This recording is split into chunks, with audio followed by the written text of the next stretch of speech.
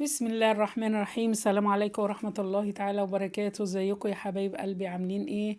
كل سنة وانتم طيبين وأيام كريمة عند ربنا، ورمضان كريم على أمة محمد يا رب. ربنا يرزقنا كده الخير والبركة في الأيام الخير والبركة، ويخلينا أولادنا كده يا رب، ويحفظهم يا رب بحفظه الجميل. ونشوف طبعا حيرة الأكل في رمضان، وهقولكوا وصفة ما ينفعش الشتاء يعدي إلا لما نعملها، بالذات الشتاء يا جماعة، عن العيد الكبير وكده والله بتبقى الدنيا ساعات حر وكده.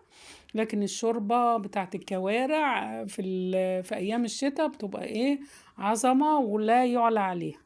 طبعا يا حبايب قلبي شايفين الكورع الجميل ده، جايباه من عند جزار كبير يعني عندنا، وموثوق فيه.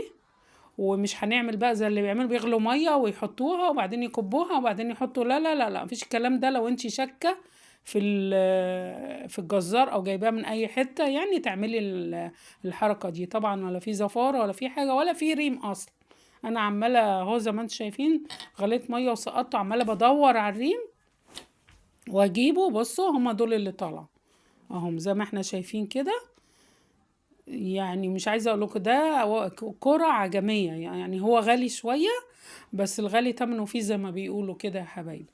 طبعا نصلي على النبي ونذكر رسول الله ونسبح، ومش هنقول لبعض طبعا، بس لكن احنا بنذكر بعض يا حبايبي. وعملت له الخلطة بقى اللي انتوا عارفينها، ورق لوري وحبهان وجزر وبصل والحاجات اللي احنا بنعملها. انا ما بحبش احط البصلايه بحالها، انا بشوف يعني ناس بتشق البصلايه كده وتحطها، انا بحبها متقطعه، بتتوزع ريحتها في طعم الشوربه كله، و... وبتتهرى كده وبتدوب في الشوربه، فبتبقى طعمها خرافه. هنا بقى مقطعه ايه، مقطعه هنعمله طاجن في الفرن اهو. بصوا مطلعاه ايه، زبده، زي ما انتوا شايفين زبده، وهتشوفوا دلوقتي هوريهولكوا بيتقطع ازاي. مقطعة بصل وجزر وفلفل، شوحته على النار، وطلعت دي حطيتها في البرام كده. بصوا زبدة والله بقطع بإيد واحدة زي ما انتوا شايفين. بصوا الجمال، يعني ما خدش يقولوا ساعة ونص على النار، وانا موطية عليه طبعا، غلي زي ما احنا فاهمين، وطيت عليه كيس طماطم بقى من الفريزر اللي كلنا عمالين نخزن فيها دي. طلعي بقى، كنتيش هتطلعي دلوقتي بقى في ايام الصيام وايام رمضان وكده، هنطلع امتى يعني؟ ف عملت له التخديعه الحلوه، ما رضيتش اعمل صلصه كده بس، وحطيت عليه الطماطم وطبعا هنزود بالشوربه، نحطه كده في الشوربه برضو لسه. يعني المفروض ان انا اعمل حساب دي شوربه حطيتها في الحله، يعني اخد طعم الحله وكده. و... وزودي برضو شوربه لو عايزه، وتغطيه بألمونيوم وتدخليه الفرن يقعد له كمان نص ساعه ساعه بالشوي بتاعه طبعا. وطبعا تعملي رز ابيض، بيتعمل جنبه رز ابيض، والشوربه ما اقولكوش عليها والله جميله تحفه. اهو خلاص طفينا عليه في الفرن اهو، وهنطلعه وهنغرف. شايفين الجمال؟ بصوا تقولوا ايه، اللهم اني صايمه. مش يا حبايبي؟ انا كده اقوم امول وريتكم قطعته ازاي ولا غسلته ازاي ولا الغسيل، طبعا كلنا شطار وعارفين.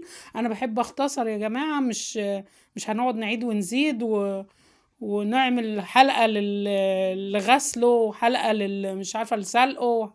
لا، كل ده والله فيديو واحد وحلقه واحده، انا ما بخلش عليكم ابدا. وانتوا حبايبي، اسكتش انا اعمل لحبايبي وولادي واخواتي، هعمل لمين يعني؟ حطينا طبعا، تحطي شوية رز وحتتين بقى كوارع، هم يا دوب كده على الفرد يعني، هم يعني يا دوب. بص الشوربة عسل، ودي كمان عاملين لها خل وتوم الشوربة بتاعتها عشان برضو تدي طعم وكده وشطة وكده.